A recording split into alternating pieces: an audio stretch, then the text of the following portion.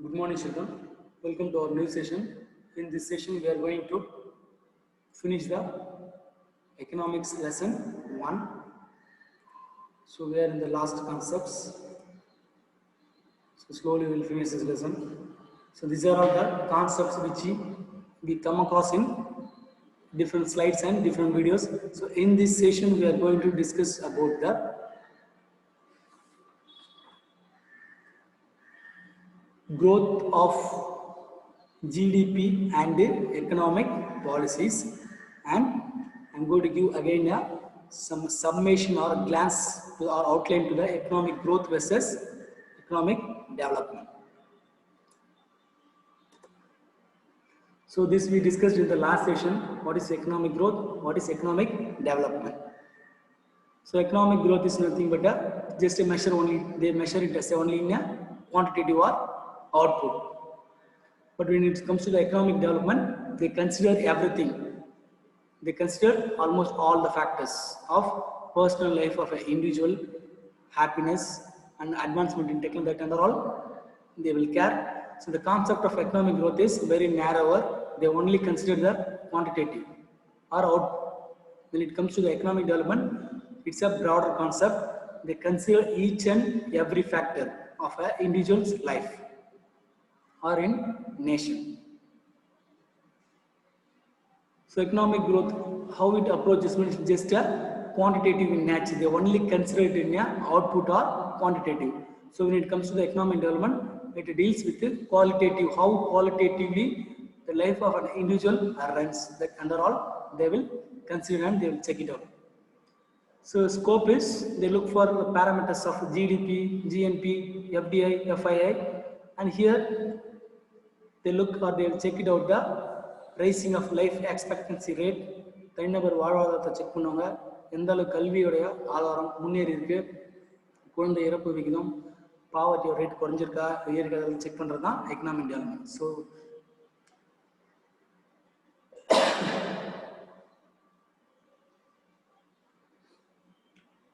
we'll move to the other difference between economic growth and economic development. So measurement techniques. So how they measure the national income increase in, economic growth. How they measure this means, why they are measuring means, so to check the increase in national, whether the national income of a country is increasing or decreasing. That's why they are using this technique of GDP and measure the growth of an national income.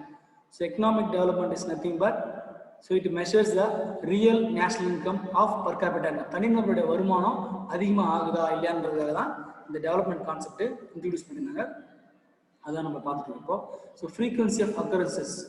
So இது எப்படின்னு பார்த்தீங்கன்னா, இது வந்து ஒரு திடீர்னு ஒரு வருஷம் நடக்கும், இல்லை ஒரு வருஷம் கழிச்சு நடக்கலாம், இல்லை 5 வருஷம் ஒரு நடக்கும், அந்த மாதிரி நடக்கும். இது அப்படி கிடையாது. தனிநபருடைய measurementன்றது individual measuring of an individual growth, individual development, change in his life. It's a continuous process. நான் தனிநபர் என்னுடைய லைஃப் நான் வாழணும், வளரணும், growth ஆகணும்னா it's a continuous process that will happen in a frequently and அடிக்கடி நடக்கலாம், இல்லை கண்டினியூஸாக நடந்துகிட்டே இருக்கும். பட் இந்த economic growthன்றது certain period of time. இந்த வருஷம் நாடோட வளர்ச்சி அதிகமாக இருக்கும், அடுத்த வருஷம் குறையலாம், அது முன்னாடி அதிகமாக இருக்கலாம். So the government aid, it is an automatic process, so may not require government support or aid or intervention. So economic growth ன்றது அது வந்து ஒரு ஆட்டோமேட்டிக்கான ப்ராசஸ். கண்டிப்பா கவர்மெண்ட் சப்போர்ட் தேவையே இல்லை, கவர்மெண்ட் தலையீடும் தேவை கிடையாது, அது கண்டிப்பா நடந்துகிட்டே இருக்கும். அது எந்த அளவு வளர்ச்சி அடையுது அப்படின்றது கவர்மெண்ட் தலையிடாது, பட் ஆனால் நம்ம வளர்ச்சி காமிச்சே இருக்கும். That is not economic growth. So economic டெவலப்மெண்ட்ன்றது ஒரு கவர்மெண்ட் அரசாங்கத்தை கண்டிப்பா வந்து சார்ந்திருக்கு. தனிநபருடைய வளர்ச்சி வந்து ஏதோ ஒரு சார்ந்திருக்கும். That is known as highly dependent. That is economic development. So government போடுற பாலிசிஸை பேஸ் பண்ணி தான் தனிநபருடைய வளர்ச்சியும் இருக்குது, கவர்மெண்டோடைய வளர்ச்சியும் இருக்குது, தனிநபருடைய வளர்ச்சியும் இருக்குது. அதனால government intervention is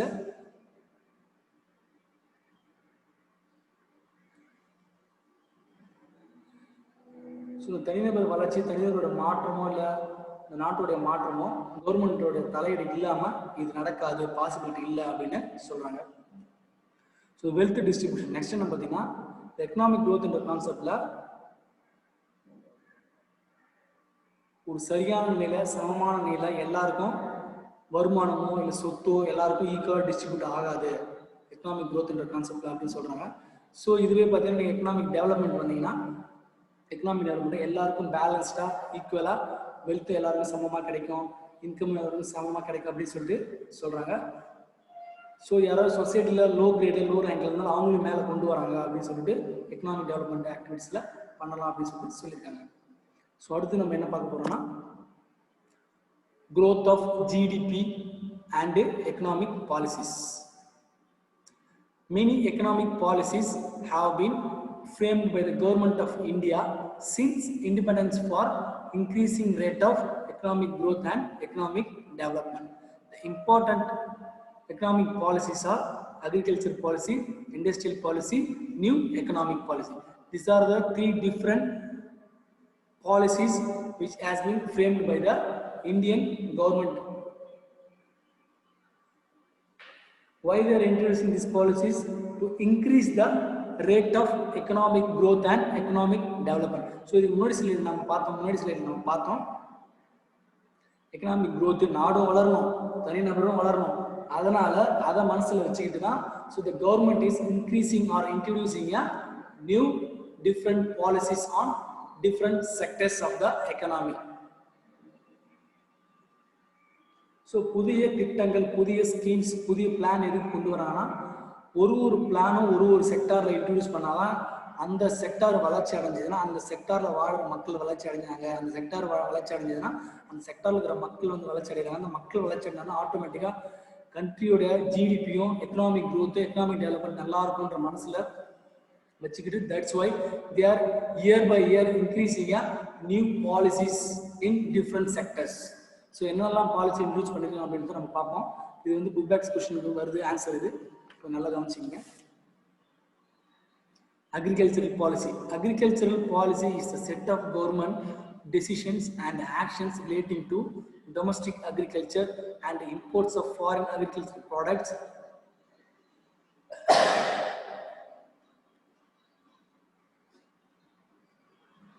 Governments usually implement agricultural policies with the goal of achieving a specific outcome in domestic agricultural product markets. Some overarching themes include risk management and adjustment, economic stability, natural resources and environmental stability, research and development, and market access for domestic commodities. So agricultural policies புதுசா introduce பண்றாங்க அப்படின்னா what they consider, so the agriculture, domestic agriculture sector of a domestic nation has to improve. ஒரு நாட்டோடைய விவசாயத்துறைய வளர்ச்சி அடையணும், growth அடையணும், develop ஆகணும்னு சொல்லிட்டு தான் இந்த அக்ரிகல்ச்சர் பாலிசியை இன்ட்ரடியூஸ் பண்ணுவாங்க. அது மட்டும் இல்லாமல் எதுக்கு அந்த பாலிசியை இன்ட்ரடியூஸ் பண்ணுறாங்க அப்படின்னா சில விவசாய பொருட்கள், சில வெளிநாட்டு விவசாய ஆராய்ச்சியாளர்கள் என்னெல்லாம் இன்ட்ரடியூஸ் பண்ணியிருக்காங்க, different varieties of agriculture products, agriculture items சீக்கிரமாக எப்படி உற்பத்தியை அதிகமாக ரைஸ் பண்ணலாம் அப்படின்ற கான்செப்ட் எல்லாமே இந்த அக்ரிகல்ச்சர் பாலிசி மூலியமாக தான் இந்தியாவை வந்து சேர்ந்தடையும். அந்த மாதிரி பாலிசிகளை வெளிநாட்டில் வந்து இம்போர்ட் பண்ணுவாங்க.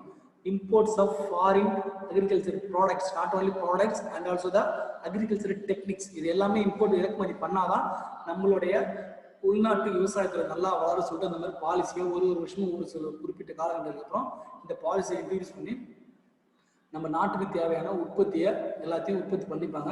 அது மட்டும் இல்லாமல் இது வந்து நம்ம பொருளாதாரத்தை ஸ்டேபிளாக வைக்கிறதுக்கு யூஸ்ஃபுல்லாக இருக்கும் அப்படின்னு சொல்கிறாங்க.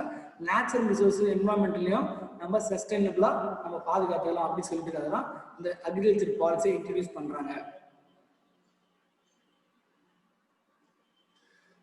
So some agriculture policies are price policy, land reform policy, green revolution, irrigation policy, food policy, agricultural labor policy and cooperative policy.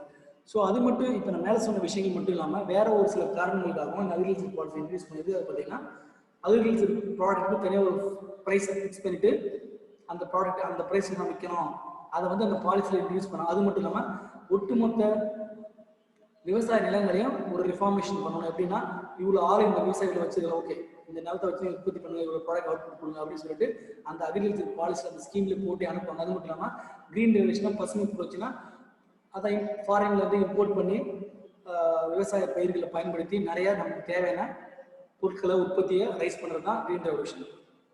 அதுக்கப்புறம் நீர்ப்பாசன வசதி, இத்தனை ஏக்கர் இத்தனைலாம் இருக்கவங்க இவ்வளோ நீர்ப்பாசன வசதி இருக்கணும், இவங்களுக்கு இந்த வசதியை ஏற்படுத்தி கொடுக்க சொல்லிட்டு இதெல்லாம் கவர்மெண்ட் பாலிசியில் கவர்மெண்ட் ஸ்கீமில் இன்ட்ரடியூஸ் பண்ணாங்க. அது மட்டும் இல்லாமல் விவசாய தொழிலாளர்களுக்கு ஒரு சில ப்ரொவிஷன்ஸ், இதெல்லாம் வந்து விவசாயம் கவர்மெண்ட் இதை கொடுத்தா விவசாய உற்பத்தி அதிகமாகும், விவசாய தள்ளுபடிகள், விவசாய கடன்கள், அதுக்கப்புறம் சின்ன சின்ன கூட்டுறவு சங்கங்களை உருவாக்குறது, கூட்டுறவு சங்கம் மூலமாக சில கடன்களை கொடுக்குறது, இப்படிலாம் பண்ணால் நாட்டுடைய அக்ரிகல்ச்சர் செக்டர் நல்லா வளரும் அப்படின்றது தான் அக்ரிகல்ச்சர் பாலிசி. அடுத்து நம்ம பார்க்க போகிற என்ன பாலிசின்னு பார்த்தீங்கன்னா industrial policy.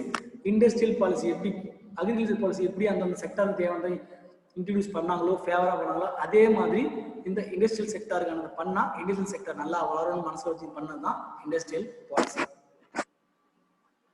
So industrial development is a very important aspect of any economy. It creates employment, promotes research and development, leads to modernization, and ultimately makes the economy self-sufficient. In fact, industrial development even boosts other sectors of the economy like agriculture sector, new farming technology, and the service sector. It is also closely related to the development of trade. So நம்ம எப்படி விவசாயத்துறையில் சில மாற்றங்களை உண்டு பண்ணால் நாடு நல்லா இருக்கும், நாடு வளர்ச்சி அடைய சொன்னாலும், அதே மாதிரி இந்த தொழில் புரட்சி, தொழில் துறையிலையும் சில விஷயங்களை இன்ட்ரடியூஸ் பண்ணால் நிறைய பேருக்கு வேலை வாய்ப்பு உண்டாகும். வேலை வாய்ப்பு மட்டும் உண்டாகிறது இல்லாமல் சில விஞ்ஞான ரீதியாகவும் ஆராய்ச்சி, சயின்டிஃபிக் ரிசர்ச் அண்ட் டெவலப்மெண்ட் உண்டாகும் அப்படின்னு சொல்லிட்டு இண்டஸ்ட்ரியல் பாலிசியில் அதை ஆட் பண்ணி இண்டஸ்ட்ரியல் செக்டரை இம்ப்ரூவ் பண்ணுறதுக்காக ட்ரை பண்ணுவாங்க. அது மட்டும் இல்லாமல் இந்த இண்டஸ்ட்ரியல் பாலிசி இன்ட்ரடியூஸ் பண்ணால் ஒட்டுமொத்த நாடே வந்து மாடர்னைஸ் ஆகும்.